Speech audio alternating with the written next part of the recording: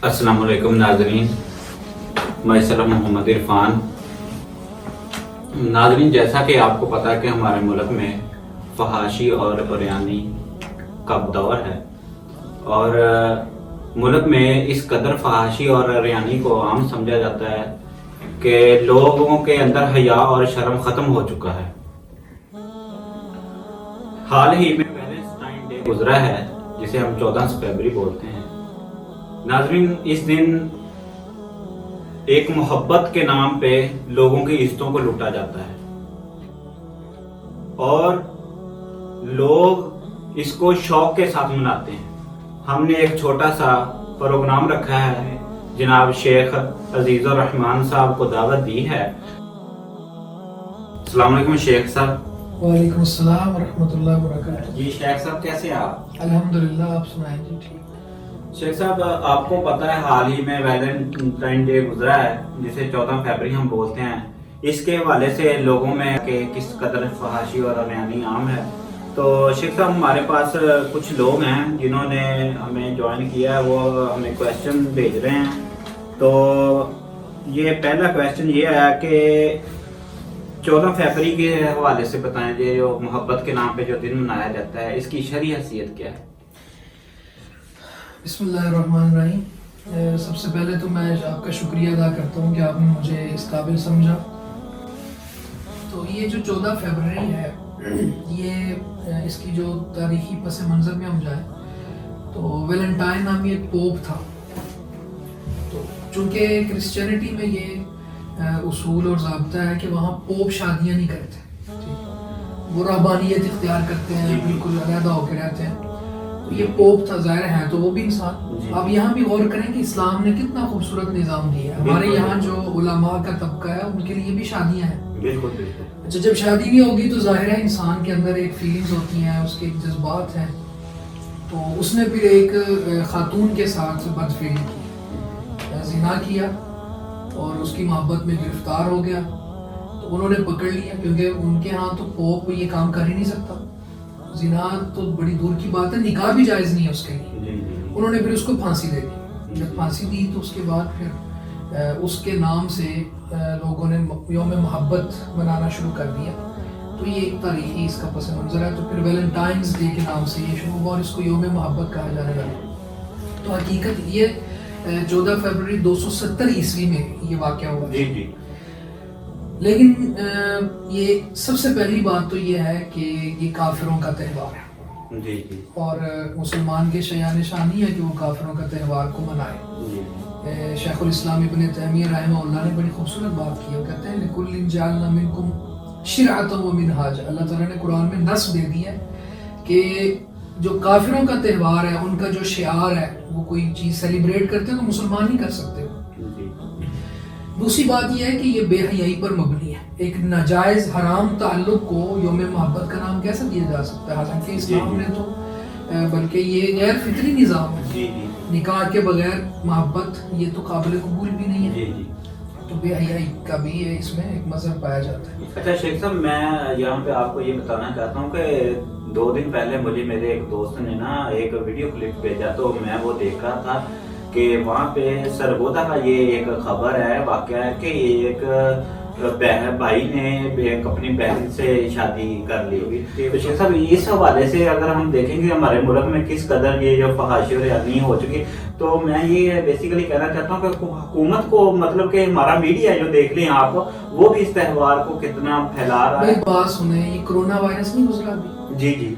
अच्छा, इंसान कब जागेगा, मुसलमान कब जागेगा और हमारा ये मुआशरा कब ख्वाब गफलत से निकलेगा? जी जी। मुझे वो इब्ने माजा की रिवायत याद आ गई। नबी अकरम सल्लल्लाहु अलैहि वसल्लम ने फरमाया कि जब भी किसी कौम में बेहयाई आम हो जाती है, जी जी, लम तज़हरिल फाहिशतु फी कौमिन कत्तु हत्ता युलिनू बिहा, कि जब भी किसी कौम में बेहयाई एलानिया होती है, अब देखें ना, एलानिया हो रहे हैं ये काम, वो फख्र कर रहा है। और बल्कि इसके अलावा भी कई वाक़यात हमने देखे हैं कि बड़े फख्र से कहते हैं जी मेरी मोहब्बत मुझे नहीं मिली, जी जी, या मेरी मोहब्बत ये हो गया, फलां हो गया, और उसकी पहले शादी हुई होती है। जी जी। अच्छा, ये एलानी है ना, जी। तो हदीस में भी ये लफ्ज़ है हत्ता युलिनू बिहा। आगे फरमाया इल्ला फशा फीहिम अत्ताउन वल औजाउ लती लम तकुन मज़त फी अस्लाफिहिम अल्लज़ीना मदू। जी। کہ جب اس طرح ہو جائے گا تو پھر اس قوم میں ایسی ایسی بیماریاں پھیلیں گی, طاعون پھیل جائے گا, اور ایسی بیماریاں ہوں گی جو پہلے لوگوں نے نام بھی نہیں سنے ہوئے. اب یہ کرونا وائرس کا نام کسی نے نہیں سنا. بالکل بالکل. یہ ایڈز ہے جس میں انسان کا امیون سسٹم ہی تباہ ہو جاتا ہے. بالکل بالکل. یہ بھی ابھی کی پیداوار. تو گویا کہ جب بھی بے حیائی عام ہوتی ہے تو زلزلوں کا انتظار کرنا چاہیے اس وقت, اللہ تعالیٰ کے عذابات کا انتظار کرنا چاہیے, اور پھر یہ دیکھ لیں آپ بیماریاں آ رہی ہیں. شیخ صاحب زلزلے کی جیسے آپ نے بات کی تو یہ دیکھیں 2 دن پہلے ہی شاید آپ کو پتا ہوگا لاہور میں کس طرح ایک دم سے زلزلے کی سپیڈ آپ کو یہ اور ایک دم پورے ملک میں خوف و ہراس پھیل گیا. تو یہ قیامت کی نشانی میں سمجھتا ہوں کہ انہی میں سے ہے.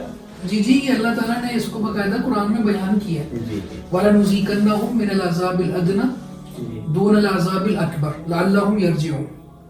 اللہ کہتا ہے کہ ہم ان کو چھوٹے چھوٹے جھٹکے لگاتے ہیں, دنیا میں عذاب دیتے ہیں تاکہ یہ اگلے بڑے عذاب سے بچنے کی تیاری کر لیں, لوٹ آئیں, پلٹ آئیں. تو زلزلوں کو دیکھ کے بھی آدمی پھر بھی اللہ کی طرف نہ لوٹے تو اس کی شقاوت میں کوئی شک نہیں رہ جاتا. جی شیخ صاحب دوسرا سوال ہم نے جوائن کیا ہے. دوسرا سوال ہمیں آیا ہے کہ ایک اسٹوڈنٹ ہے, انہوں نے کہا ہے کہ جی قاری صاحب کو ایجوکیشن کے حوالے سے بتا دیں کہ کو ایجوکیشن اگر جائز ہے تو کس حد تک جائز ہے, اور شریعت میں کس حد تک اس کی اجازت دی ہے. ذرا اس پہ آپ تھوڑی سی دیکھیں جی, کو ایجوکیشن کو سمجھنے کے لیے ہمیں دیکھنا پڑے گا کہ جو تعلیم حاصل کی جا رہی ہے اس کی ضرورت کتنی ہے. اگر تو وہ واقعتاً ضروری ہے تو پھر تو ٹھیک ہے, پھر تو آئے خاتون حاصل کرنے کے لیے تو پھر اس کے لیے ایس او پیز بنا دیے جائیں شرعی اعتبار سے. ایس او پیز کیا ہیں کہ وہ باحجاب رہے اور مرد و عورت کے درمیان پارٹیشن ہو, ٹھیک ہے, اور وہ اگر پروفیسر لیکچر دے رہا ہے تو اس کو دیکھے تو اس نظر سے دیکھے جیسے والد کو دیکھا جاتا ہے, اور پروفیسر کے سامنے جو خواتین بیٹھی ہوئی ہیں طالبات وہ بھی با حجاب ہوں, انہوں نے نقاب پہنا ہوا ہو, کیونکہ یہ جو پردہ ہے چہرے کا پردہ بھی خاص طور پہ یہ ضروری ہے. تو اگر تو اس طرح کے ذرائع اختیار کیے جائیں, وَلَا تَقْرَبُوا الزِّنَا, زنا کی قریب بھی نہ جاؤ. تو قریب بھی جانے سے کیا مراد ہے؟ کو ایجوکیشن سے بچو. ہاں کو ایجوکیشن تو بالکل حلال نہیں ہے. ہاں اگر عورت کی بڑی ضرورت ہے تعلیم حاصل کرنا اور ایک ہی استاد میسر ہے, خواتین بھی پڑھنا چاہتی ہیں مرد بھی پڑھنا چاہتے ہیں, تو ان کے درمیان کوئی پردہ ہو باقاعدہ, جس طرح اسلامک سینٹر ہے پنجاب یونیورسٹی میں اس میں باقاعدہ ہے اس طرح سے, اور خواتین بھی بیٹھیں تو باحجاب بیٹھیں. شکریہ شیخ صاحب. ویلنٹائن ڈے کے حوالے سے لوگوں کے دلوں میں بہت اشکال ہے. ہم نے اپنے پروگرام میں یونیورسٹی کے طلباء کو بلایا ہے. جی بھائی جان, کیا سوال ہے آپ کا شیخ صاحب سے؟ السلام علیکم شیخ صاحب. شیخ صاحب میرا نام محمد احسان ہے, اور میرا سوال یہ تھا کہ ویلنٹائن ڈے پہ اپنی بیوی کو پھول دینا کیسا ہے, جائز ہے یا ناجائز ہے؟ ویلنٹائن ڈے پہ اپنی بیوی کو پھول دینے کے حوالے سے آپ نے پوچھا, تو میری گزارش یہ ہے کہ ویلنٹائن ڈے کے موقع پہ ہی کیوں دینا اس کو, اس کے ساتھ تو ہر وقت آپ کی محبت کا اظہار ہونا چاہیے بار بار. بلکہ نبی اکرم صلی اللہ علیہ وسلم نے فرمایا کہ اگر آپ کو بعض اوقات ہوتا ہے بیوی کے کچھ اوصاف ناپسند ہونے کی وجہ سے اس سے دلی طور پر محبت نہیں ہوتی, لیکن اس کے باوجود آپ نے فرمایا کہ آپ اس کو جھوٹ سے کہہ دو کہ مجھے آپ سے محبت ہے. مطلب اس کے ساتھ ہر وقت ہی محبت کا اظہار ہونا چاہیے. جو کو آپ محبت کریں اور اظہار بھی کریں, لیکن کسی بھی دن کریں. اس دن کا تعین خاص طور پہ کرنا یہ شرم ٹھیک نہیں ہے. جزاک اللہ شیخ صاحب, بہت بہت شکریہ آپ کا قیمتی وقت کا, آپ نے ہمیں اپنا قیمتی ٹائم دیا. ناظرین یہاں پہ میں آپ کو ایک بات بتاتا چلوں کہ ویلنٹائن ڈے کے حوالے سے ہمارا یہ آج کا پروگرام تھا, اور آپ سے ایک گزارش ہے کہ یوٹیوب پہ تحریک انسداد فحاشی کے نام پہ ہمارا چینل موجود ہے. آپ سب سے ریکویسٹ ہے کہ آپ یہ ہماری ویڈیو ادھر دیکھیں اور ہمارے ویڈیو کو شیئر کریں, اور جزاکم اللہ خیرہ. اور اسی کے ساتھ پروگرام کا وقت ختم ہوتا ہے. اس کے ساتھ ہی ہمیں اجازت دیجیے. اللہ تعالیٰ آپ کا حامی و ناصر ہو. اللہ حافظ.